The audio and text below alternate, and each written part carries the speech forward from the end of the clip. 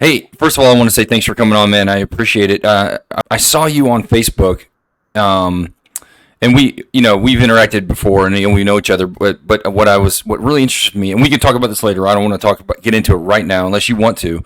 But I thought it was so amazing and so commendable what you're doing in North Carolina. I thought that effort was, you and Charlie and all those guys that are doing great stuff over there. Is that effort still going on, or are you guys still doing stuff?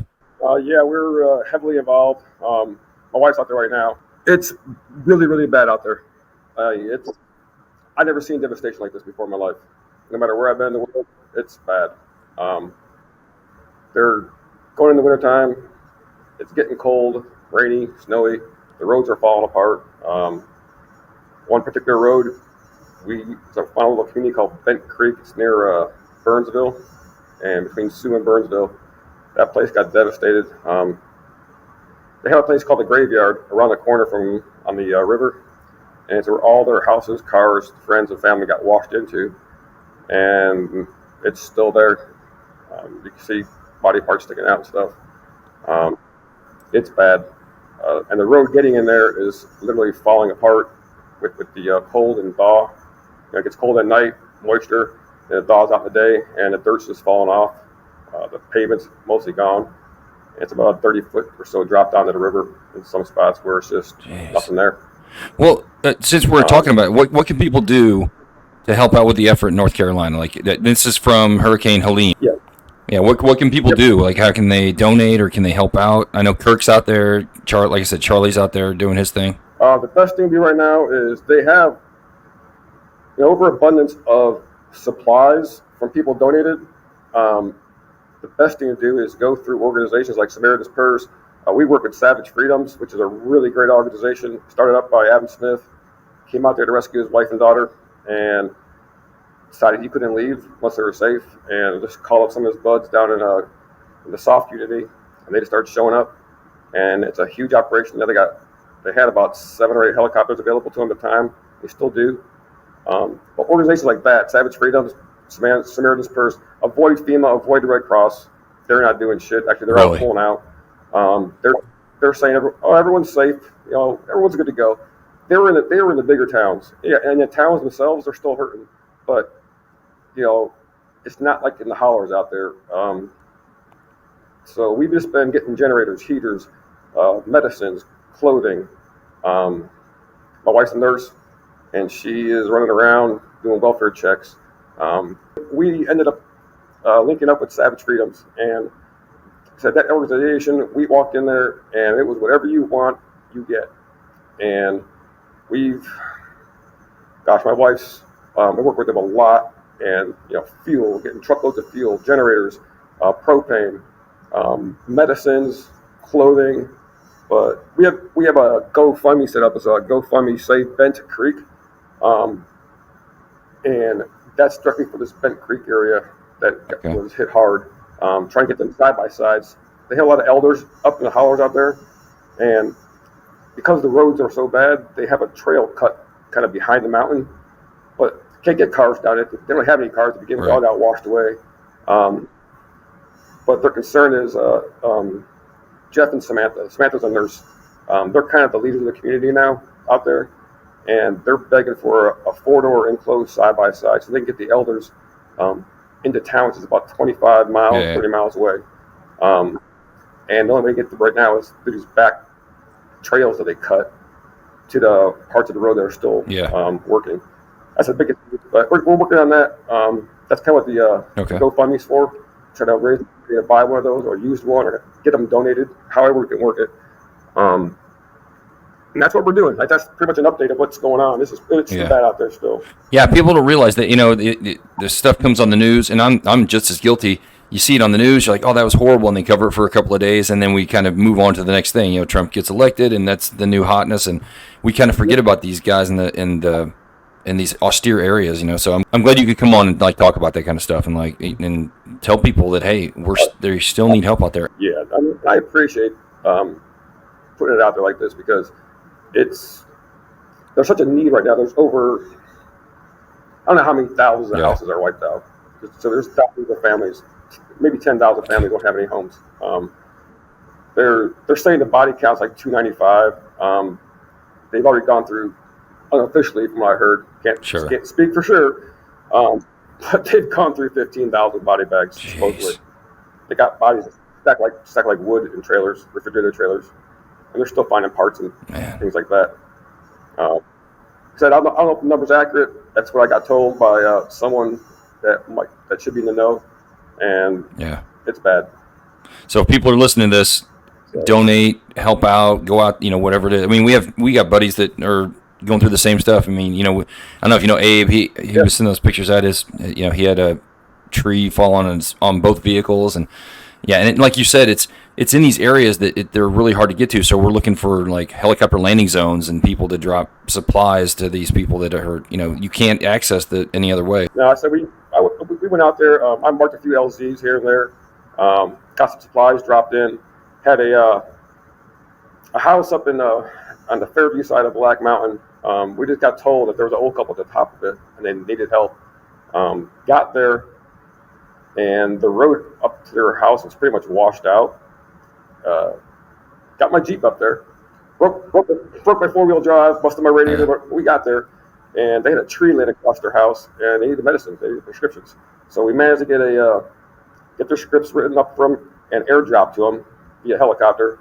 And then my wife did a really good thing. She met somebody at Savage Frida's, I think it was, and just happened to overhear the conversation about this tree. And he says, "I got people." And I think within 3 or 4 days, he had got a crew of Mennonites to go up there because they required old school tree removal. The house is up against the mountain, and the tree was laying across it, so you could get equipment up there. So these guys went up there. They managed to get a skid steer up there, and pretty much pulleys and ropes, and took this tree off their house. It's amazing. So, it was like old school methods that are working better than anything else. Yeah, and they ended up.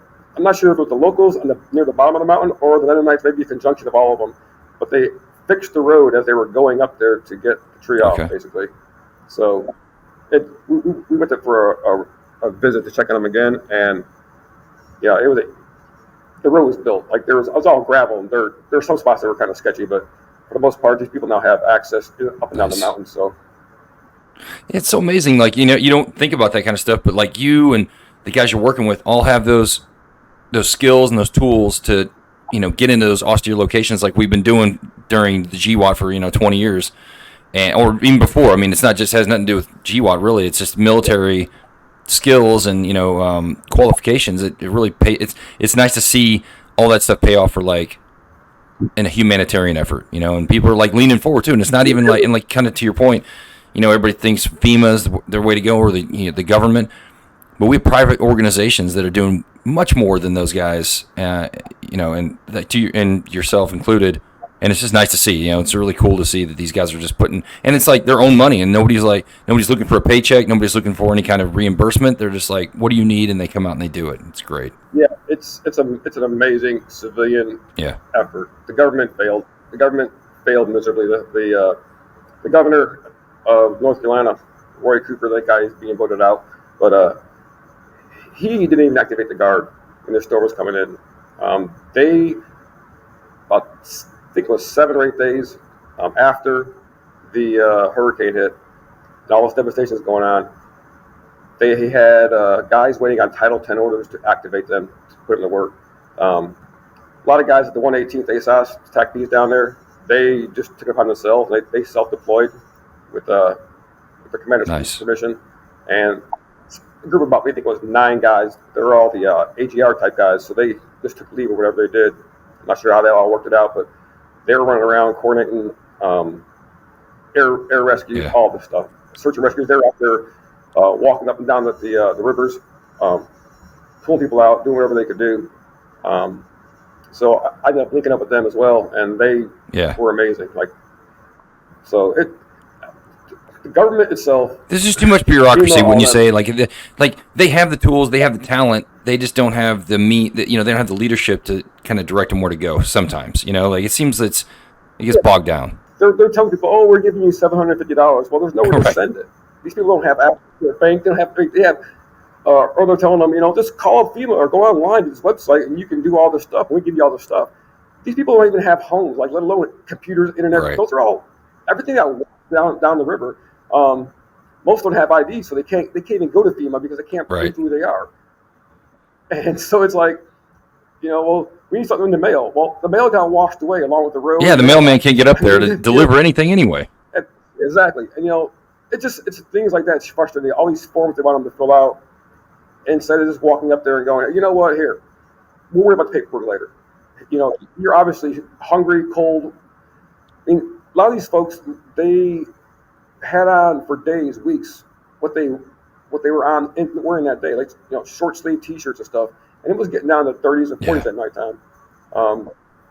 So instead of FEMA just doing that, going out there and say, hey, here you go, here's a package, here's a survival package.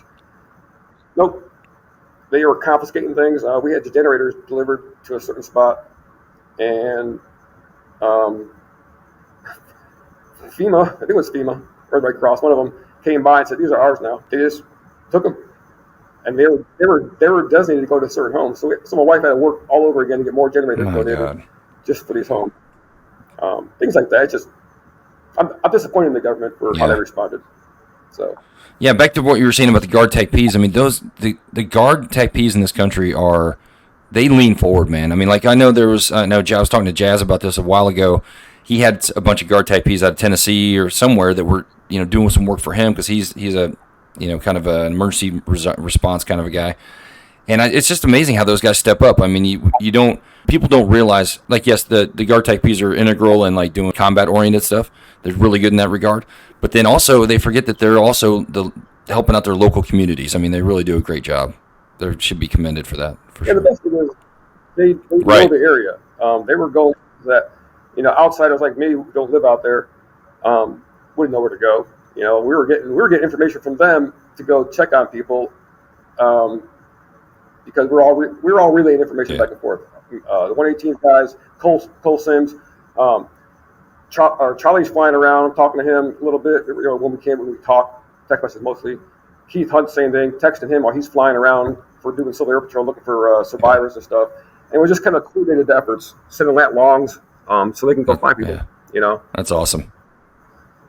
That's really cool. And you say Kirk and Steve were out there helping out too? Yeah, Tomat came out there.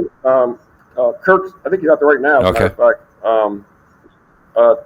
Tomat was there for a few days. Then he had to take off for business, and he's going to go back. The good thing is Savage Freedoms needed like program managers, guys who know how to do commo and all that stuff. And they asked us for help. Reached out to Kirk,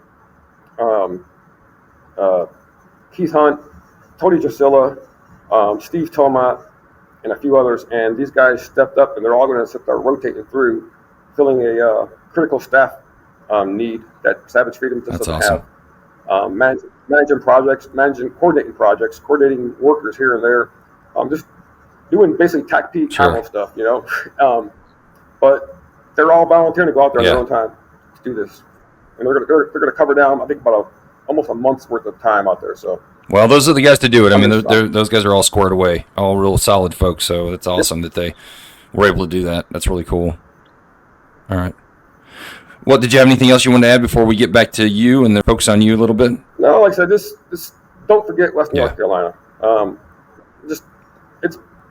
going to be hurt for another year. So. I mean, and just to mention that, I mean, you see that footage. There's like whole lakes filled with debris. It was just crazy that the devastation that happened up there. I mean, it was really people can't fathom it. I can't fathom it. I mean, you've been there, you've seen it. And you probably still can't believe it. I mean, it's just crazy. Like I said, been all over the world. Been at every third world shithole there ever been, and I have never seen devastation like this. Never. It's just they need help. That's all I'm going to say. They need help. Yeah. So let's. So like I said, guys, if you can do anything at all, if you want to go out there and volunteer for a month or a week or whatever it is, I'm sure that they could use your help out there. If you can donate, vehicles or supplies, anything at all,